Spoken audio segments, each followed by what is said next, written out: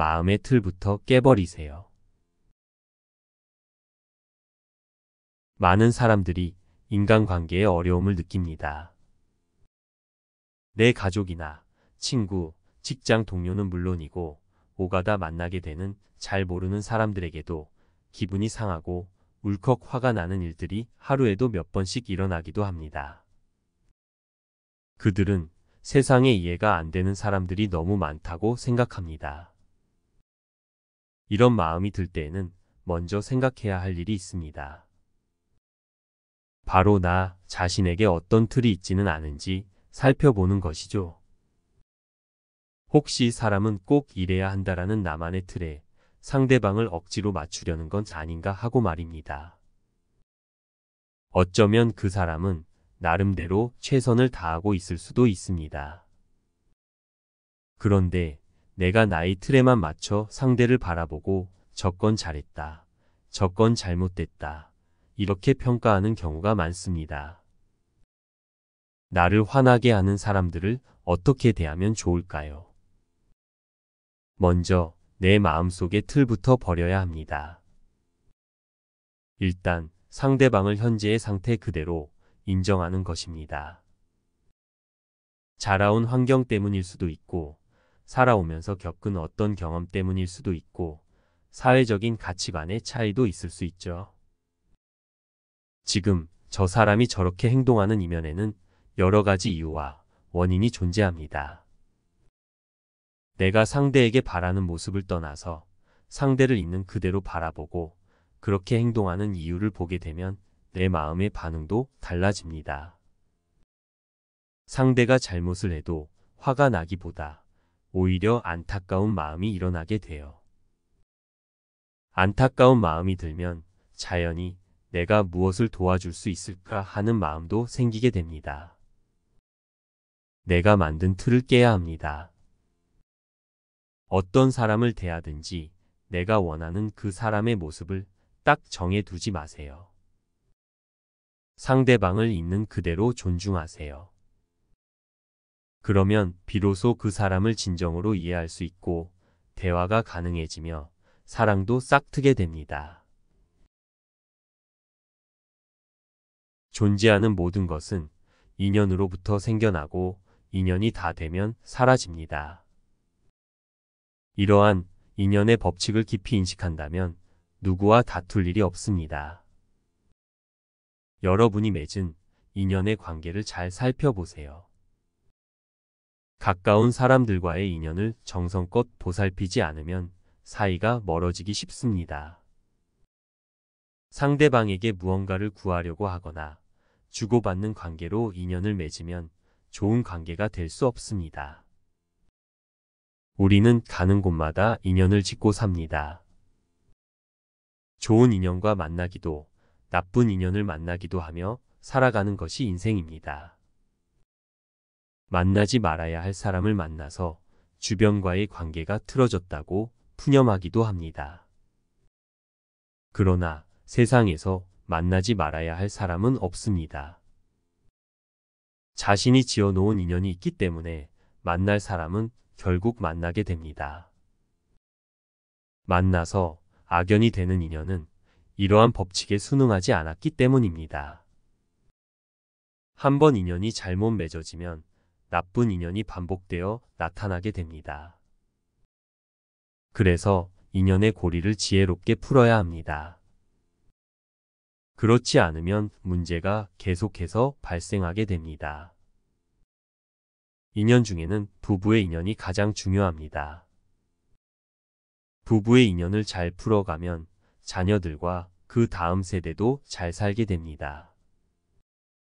그러니 좋은 인연이 되도록 서로 노력하고 가꿔가는 일이 중요합니다. 모든 것이 나로부터 비롯되었다는 생각, 그래서 내가 풀어나가야 한다는 마음가짐으로 노력해야 합니다. 좋은 인연을 위해 어떤 노력을 하고 있나 돌아보고 좋은 전환이 일어날 수 있도록 노력하십시오. 극락과 지옥은 정해져 있지 않습니다. 자신이 만드는 것입니다. 가족으로 만난 자식이 애를 태우는 경우도 있습니다. 하지만 그 아이도 나로부터 왔다는 생각을 하여 탓하며 외면하지 말고 넓은 마음으로 받아들이십시오. 가족이 아닌 다른 인연도 마찬가지입니다. 혹시 누군가가 못마땅해도 무조건 내치지 말고 좋은 인연으로 만들어 보세요. 나에게 온 인연을 끊어내지 말고 차근차근 풀어가세요. 그것이 좋은 인연을 만드는 방법입니다.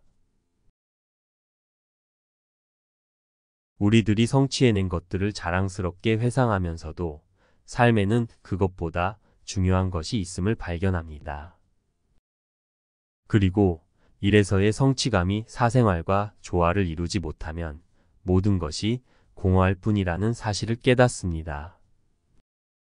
열심히 일했지만 진정한 삶을 살지는 않았다는 것을 깨닫게 되는 것입니다. 옛말에 일만 하고 놀지 않으면 바보가 된다고 했습니다. 일만 열심히 하는 것은 삶을 지루한 것으로 만듭니다. 우리는 일생 동안 삶을 누리고 놀이를 하기 위해 이곳에 왔습니다. 놀이라는 것은 모든 생명을 가진 존재의 생명력입니다. 놀이는 마음을 젊게 하고 일의 활기를 불어넣어주며 인간관계를 잘 맺게 해줍니다. 그럼에도 놀이는 삶의 우선순위에서 낮게 취급되어 왔습니다. 인간은 누구나 자신과 가족을 부양해야 하므로 일에 우선순위를 두는 것이 바람직하지만 그것이 지나치게 강조되어 왔습니다. 너무 많은 사람들이 항상 생산적이고 성공적이어야 하며 끊임없이 무언가를 이루어야 한다는 강박관념에 시달립니다. 지금 세대의 사람들은 일하는 법은 알지만 존재하는 법은 잘 모릅니다. 만일 당신이 경제적인 문제를 해결하기 위해 직업을 2개 가져야 한다면 그렇게 하는 것은 당연한 일입니다.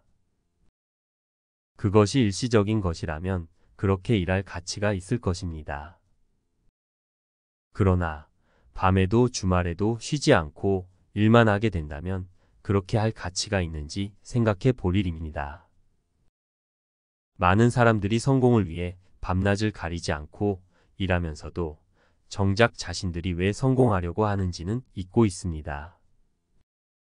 이런 사람들은 어쩌다 주말에 놀러 나가서도 시간을 낭비하고 있다는 초조한 느낌에서 헤어나지 못하게 됩니다.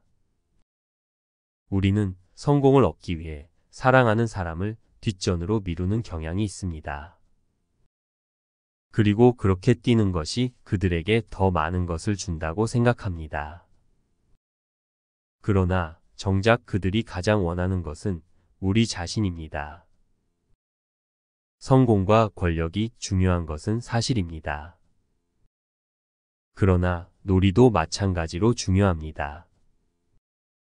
인간의 내면에는 놀고 해방되고 스트레스와 긴장을 풀려는 욕구가 있습니다.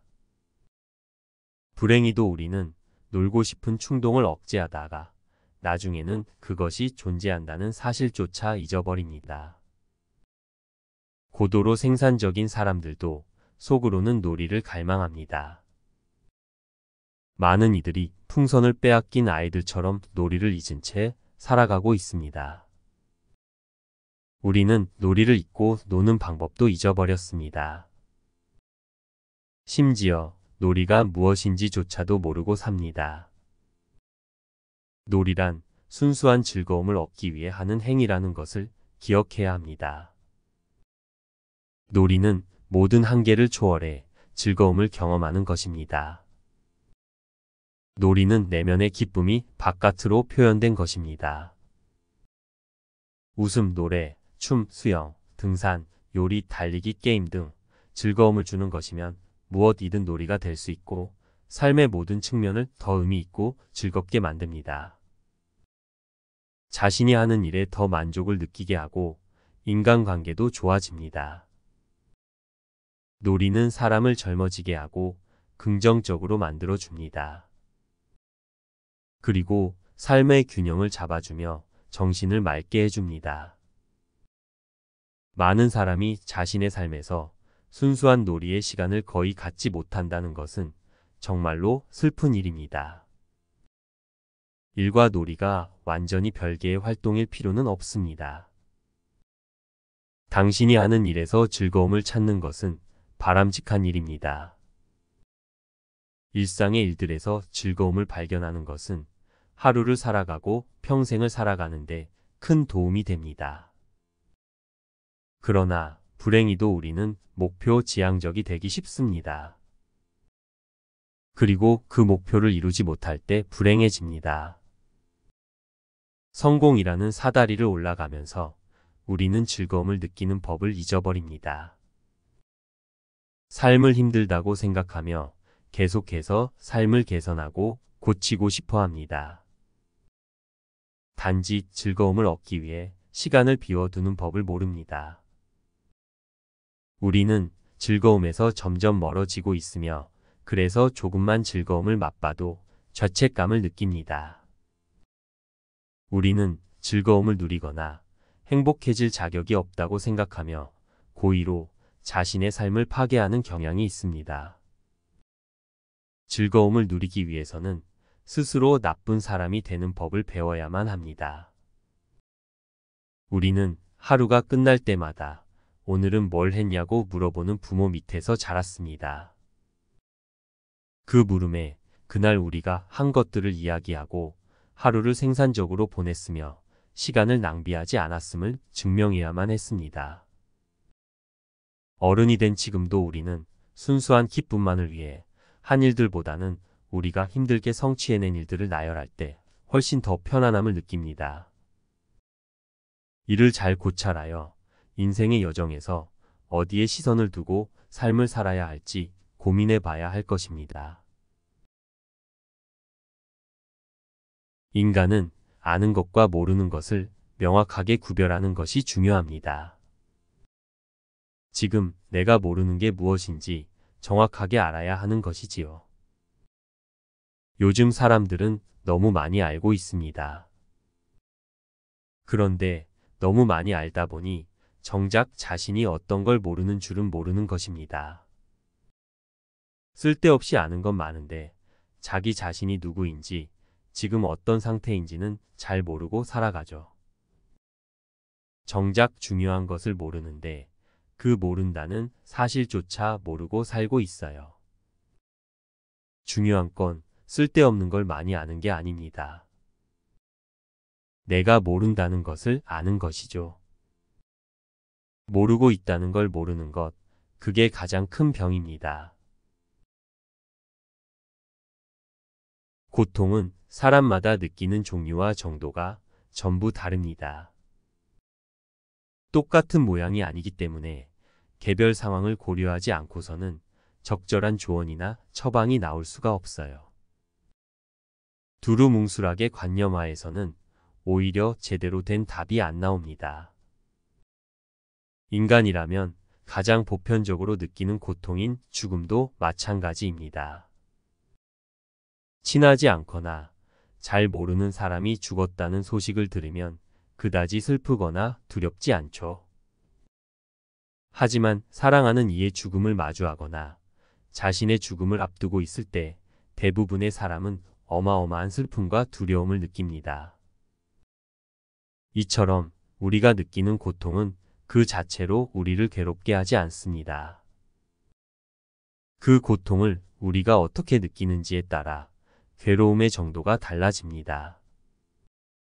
쓸데없이 과도한 고통에서 벗어나려면 그런 고통이 대부분 우리가 관념으로 만들어낸 것일 뿐 실제하는 것이 아니라는 사실을 이해해야 합니다. 어떤 일에 상처를 받은 사람은 그와 비슷한 상황이 오면 또 불안을 느끼게 됩니다. 하지만 그렇게 불안을 느끼고 일어나지 않은 일을 걱정한다고 해서 하루아침에 불안과 고통이 사라지진 않습니다. 그 고통에서 정말로 벗어나려면 먼저 스스로 만든 관념에서 벗어나야 합니다. 물론 오랫동안 살면서 고착된 감정은 그렇게 간단히 없어지지 않을 것입니다. 이미 고착된 불안과 공포를 다스릴 수 있도록 꾸준히 노력해야 합니다. 인간은 인생의 많은 부분을 습관적으로 살고 있습니다. 아주 오랜 시간 쌓인 경험과 사회적으로 학습된 부정적 이미지들이 머릿속 깊이 각인되어 버렸기 때문에 의지와 상관없이 어떤 반응이 저절로 마음속에 일어납니다. 본능적으로, 습관적으로 두려움에 휩싸이게 되는 겁니다. 그것을 다른 말로 무의식 혹은 잠재의식이라고 얘기하기도 합니다. 습관적으로 두려움에 휩싸일 때마다 이건 진짜가 아니고 내가 만든 감정이며 두려워할 필요가 없는 것으로 사고를 되풀이해야 합니다. 그러면 우리가 마주하는 두려움에 대한 항체를 만들 수 있습니다. 그래서 언제 무슨 일이 일어나든 고통과 두려움에 침몰되지 않고 자신의 삶을 살아갈 수 있습니다.